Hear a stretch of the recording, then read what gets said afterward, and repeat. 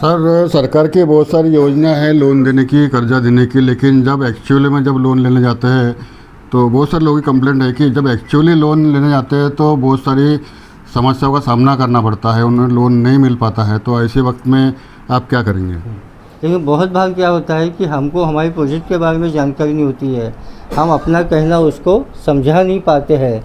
बहुत बार क्या होता है, कभी कभी उनका किसी फैमिली में किसी ने लोन लिया रहता है ना, कभी कभी सिविल का उनको सर, आप डिजिटल मार्केटिंग का ये कोर्स ले रहे हैं, ट्रेनिंग दे रहे हैं, तो मुझे ये बताइए कि आज के समय में डिजिटल मार्केटिंग का कितना उपयोग है और उससे क्या प्रोग्रेस हो सकता है?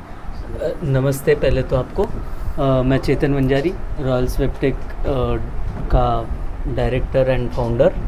तो बेसिकली आज के ज़माने में तो आपको भी पता है कि डिजिटल मार्केटिंग क्या होती है, क्या नहीं होती है।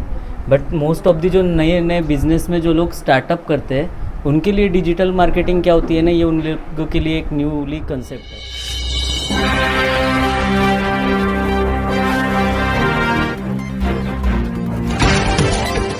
महाराष्ट्र उद्यमिता विकास केंद्र MCED के विभागीय अधिकारी हेमंत वाघमारे इनके मार्गदर्शन अंतर्गत सूक्ष्म, लघु और मध्यम उद्यम मंत्रालय MSME निर्मल भवन, नई दिल्ली की ओर से नागपुर के उद्योग भवन में डिजिटल मार्केटिंग पर प्रबंधन विकास कार्यक्रम का आयोजन किया गया है। इस प्रशिक्षण का आज तीसरा दिन था। हमारे ET न्यूज के विशेष प्रतिनिधि संतोष सिंह ने वहां जाकर प्रशिक्षणार्थी तथा प्रशिक्षक को भेंट देकर डिजिटल मार्केटिंग के बारे में चर्चा की। MCED के प्रोजेक्ट ऑफिसर श्रीकांत कुलकर्णी, प्रशिक्षक चेतन वंजारी तथा कोऑर्डिनेटर सोनाली शिलालेख से बातचीत की एवं प्रशिक्षणार्थी के अनुभव तो सोशल मीडियाज देख लिया आप लोगों ने? कितने हैं social medias? Facebook, WhatsApp, Insta. तो हम लोगों को डिजिटल मार्केटिंग मतलब क्या पता है? सोशल मीडिया मार्केटिंग के प्लेटफॉर्म को हम डिजिटल मार्केटिंग बोलते हैं। हमारे लिए सोशल मीडिया प्लेटफॉर्म मतलब क्या है? डिजिटल मार्केटिंग है। मतलब फेसबुक पे ऐड रन करना हमारे लिए क्या हो गया? Digital marketing. व्हाट्सएप पे स्टेटस दिखाना वो क्या हो गया? Digital marketing. इंस्टाग्राम पे रील दिखाना वो क्या हो गया? Digital marketing. But digital marketing actual में क्या है, ये कंसेप्ट किसी को नहीं पता। आप लोग बिजनेस पॉइंट ऑफ व्यू से डिजिटल मार्केटिंग सीखना चाह रहे हो या स्टूडेंट पॉइंट ऑफ व्यू से डिजिटल मार्केटिंग सीखना चाह रहे हो, इट डिपेंड्स। मैडम, आप ये डिजिटल मार्केटिंग का ट्रेनिंग ले रही है तो आपको क्या लगता है कि इससे आपका जो कोई आप व्यवसाय करने वाले हैं उसमें कोई लाभ मिलेगा? Yes, of course. ये जो ट्रेनिंग है हमारा, यहाँ पे चेतन सर बहुत अच्छे से गाइड कर रहे हैं। तो हमको लग रहा है कि मतलब digital marketing is very main part for the business growth. So business के लिए कहाँ से स्टार्ट करेंगे, डोमेन कैसे रजिस्टर करेंगे, कैसे हम आगे बढ़ेंगे, और हमको अगर एडवर्टाइज़ करना है, पॉपुलर करना है हमारा बिज़नेस, तो ये मीडियम बहुत अच्छा है और गाइडेंस बहुत अच्छे से मिल रहा है। मैम ने बहुत अच्छे से कोऑर्डिनेट किया, मतलब स्टूडेंट्स बहुत अच्छे से और बहुत पंक्चुअली क्लासेस स्टार्ट होते हैं, पंक्चुअली सर बराबर पढ़ाते हैं और अरेंजमेंट्स बहुत अच्छे हैं। तो बहुत अच्छा लग रहा है कि हमारा जो बिज़नेस स्टार्ट हुआ था अभी हम आगे उसको ग्रो करने के लिए बहुत कोशिश करेंगे और फोकस रहेगा कि मार्केटिंग की ट्रेनिंग ले रहे हैं। जी हाँ। क्या आपको ऐसा लगता है कि आप जो बिजनेस चालू करेंगे इसमें आप इस मार्केटिंग कोर्स का लाभ होगा? मैं आपको इतना कह दूं कि मेरा बैकग्राउंड भी मार्केटिंग में रहा है, लेकिन दूसरे तरीके का मार्केटिंग में रहा है। ये डिजिटल मार्केटिंग में मैं अभी कंसल्टेंसी का काम करता हूँ, लोगों को जॉब्स दिलाता हूँ। तो इस चीज़ में मैं मैक्सिमम लोगों तक पहुँच सकूँ और मैक्सिमम लोगों को मैं जॉब्स दिला सकूँ, इसके लिए मुझे चेतन सर का धन्यवाद देना चाहिए। उन्होंने मुझे एक विज़न दिया कि मैं मेरी चीज़ को ज़्यादा से ज़्यादा लोगों तक पहुंचा सकूं, ये उन्होंने रास्ता मुझे निकाल के दिया है। उसके लिए मुझे चेतन कितने दिन से ये मार्केटिंग का कोर्स कर रहे हैं और ये कोर्स करने के बाद में आप कौन सा क्या उद्योग व्यवसाय करने वाले हैं? मेरा नाम गोविंद हटवार है और मैं भंडारा से बिलोंग करता हूँ। एक्चुअली मेरे पास में एक खेती है, उस खेती पे मेरे को एग्रो टूरिज़्म डेवलप करना है। तो एग्रो के साथ में टूरिज़्म में मुझे डेवलपमेंट करना है, इसलिए मैं यहाँ पे डिजिटल मार्केटिंग का कोर्स करने आया। आई थैंक्स टू MCED कि उन्होंने ये कोर्स डिजिटल मार्केटिंग का अवेलेबल करके दिया और बहुत ही अच्छी 10 इयर्स एक्सपीरियंस रहने वाली फैकल्टी हमको अवेलेबल करके दी, इसलिए थैंक्स फॉर MCED। और मेरे साथ में यहाँ पे 25 से 30 एंटरप्रेनर्स है कि जिनको उनका खुद का बिजनेस डेवलप करना है, और वो बिजनेस डेवलप करने के लिए इन्होंने डिजिटल मार्केटिंग का एक प्लेटफॉर्म चूज़ किया है। तो इस प्लेटफॉर्म के माध्यम से उन लोग अपने अपने फील्ड में एक अच्छा करियर करने की कोशिश करेंगे, और खुद के करियर के साथ साथ में वो करियर डेवलप करेंगे, दूसरे लोगों को रोज़गार देंगे। तो यहाँ पे जो भी लोग हैं, 25 लोग 30 लोग, वो रोज़गार देने वाले लोग यहाँ पे बन रहे हैं, और इसलिए ये ट्रेनिंग बहुत ही इम्पॉर्टेंट है। धन्यवाद सर। आप डिजिटल मार्केटिंग का ये कोर्स ले रहे, ट्रेनिंग दे रहे हैं, तो मुझे ये बताइए कि आज के समय में डिजिटल मार्केटिंग का कितना उपयोग है और उससे क्या प्रोग्रेस हो सकता है।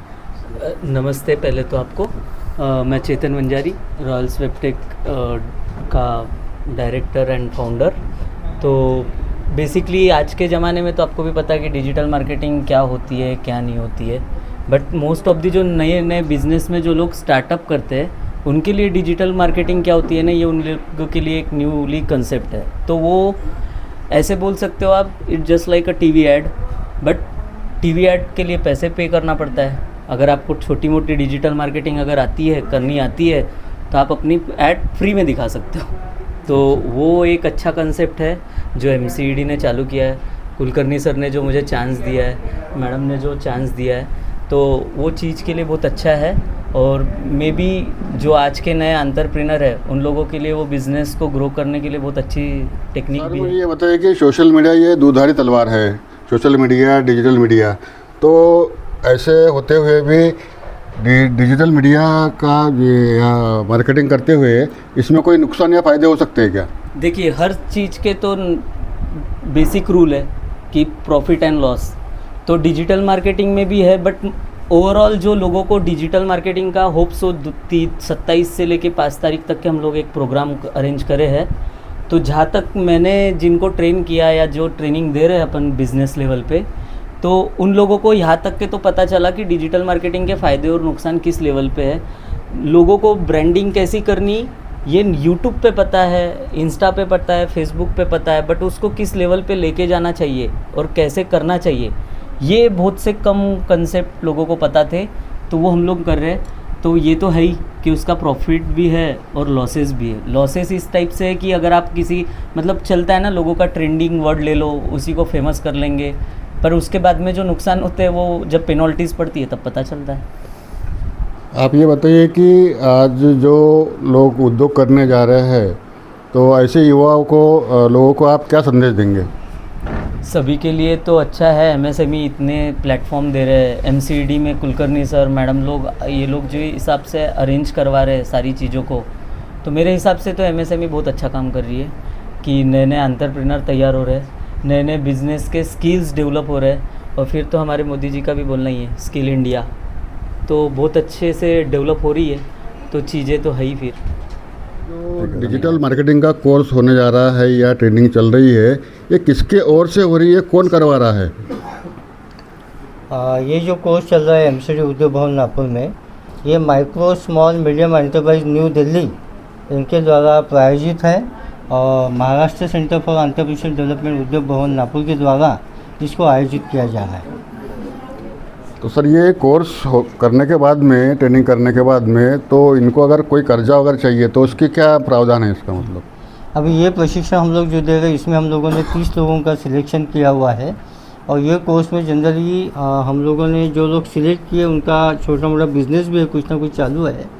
वो बिज़नेस को ग्रो करने के लिए हमने ये प्लेटफॉर्म उनको दिया है, क्योंकि अभी सोशल मीडिया मार्केटिंग और डिजिटल मार्केटिंग ये माध्यम से आप जग के कोई भी कांगा कोपरे तक हर जगह आप पहुंच सकते हैं।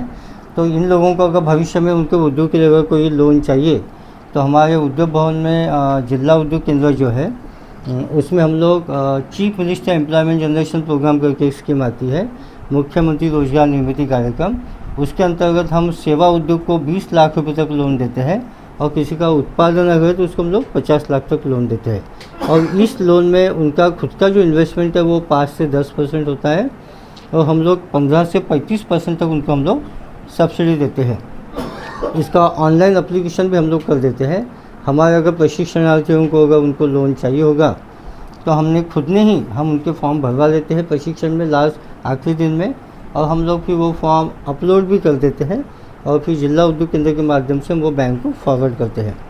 फिर बैंक जाने के बाद में हम उनको कन्वे करते हैं और फिर उनसे इंटरेक्शन करके बैंक पे जाने के बाद में उन्हें कैसा बैंकर के साथ में इंटरेक्शन करना चाहिए, कि उनके पास क्या डॉक्यूमेंटेशन होना चाहिए, उनको क्या नॉलेज चाहिए, ये सभी चीज़ों का गाइडेंस हम लोग ये प्रोग्राम में देते हैं। तो वो बैंक में काफ़ी अच्छे से अपना प्रोजेक्ट बैंकर के सामने रखते हैं, और बैंकर के सामने अगर आपने अच्छे से अपना प्रोजेक्ट रिपोर्ट रखा कि वो टेक्निकल और फिजिकल दोनों इसमें फाइनेंशियल कैसा वायबल है, ये अगर हम उसको बता देते हैं तो हमको उसमें फाइनेंस मिलता है। सर, सरकार की बहुत सारी योजना है लोन देने की, कर्जा देने की, लेकिन जब एक्चुअली में जब लोन लेने जाते हैं तो बहुत सारे लोगों की कंप्लेंट है कि जब एक्चुअली लोन लेने जाते हैं तो बहुत सारी समस्याओं का सामना करना पड़ता है, उन्हें लोन नहीं मिल पाता है। तो ऐसे वक्त में आप क्या करेंगे? ऐसे इसमें एक्चुअली हम प्रशिक्षण में हमारे जो ट्रेंड लोग हैं, है ना, जनरल क्या होता है कि जो ट्रेंड लोग हैं उनको बैंकर के साथ में कैसी बात करनी है, क्या डॉक्यूमेंटेशन चाहिए, उनको मालूम रहता है। लेकिन बहुत बार क्या होता है कि हमको हमारे प्रोजेक्ट के बारे में जानकारी नहीं होती है, हम अपना कहना उसको समझा नहीं पाते हैं। बहुत बार क्या होता है कि कभी कभी उनका किसी फैमिली में किसी ने लोन लिया रहता है ना, कभी कभी सिविल का उनको इशू आता है।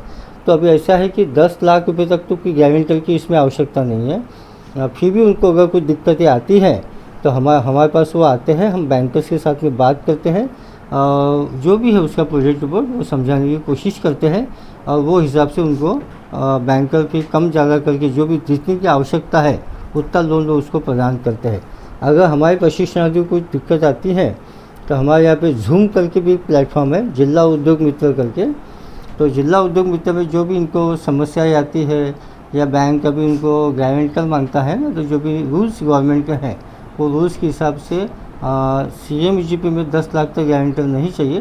फिर हम लोग को बैंकर से बात करके हम लोग थोड़ा सा अपने ऑर्गेनाइजर इसको कैंडिडेट को सपोर्ट भी करते हैं, और वो सपोर्ट से हम उनका लोन सैंक्शन करने की कोशिश बेकारी की समस्या बहुत ही मतलब उग्र रूप धारण कर रही है।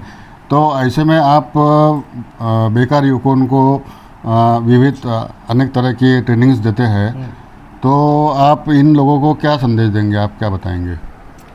मेरा इनको ऐसा कहना है कि अभी गवर्नमेंट की जो भी अच्छी पॉलिसीज़ है, अभी माननीय पंतप्रधान नरेंद्र मोदी जी ने बहुत सी अच्छी योजनाएं निकाली है, और उनको हम लोग स्किल ट्रेनिंग देते हैं। स्किल ट्रेनिंग देने के बाद में हम उनको एंटरप्रेन्योरशिप का भी प्रशिक्षण देते हैं। अभी सभी सुविधाएं उनके लिए उपलब्ध है।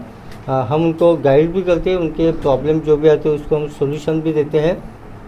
तो मेरा युवा वर्गों को ऐसा कहना है कि आप नौकर बन के जीने से अच्छा आप मालक बन सकते हैं, मालक बन के जी सकते हैं। क्योंकि हर इसमें समाज में ऐसे लोग होते हैं कि बहुत से लोग ऐसे होते हैं जिनको किसी के हाथ के नीचे काम करना अच्छा नहीं लगता।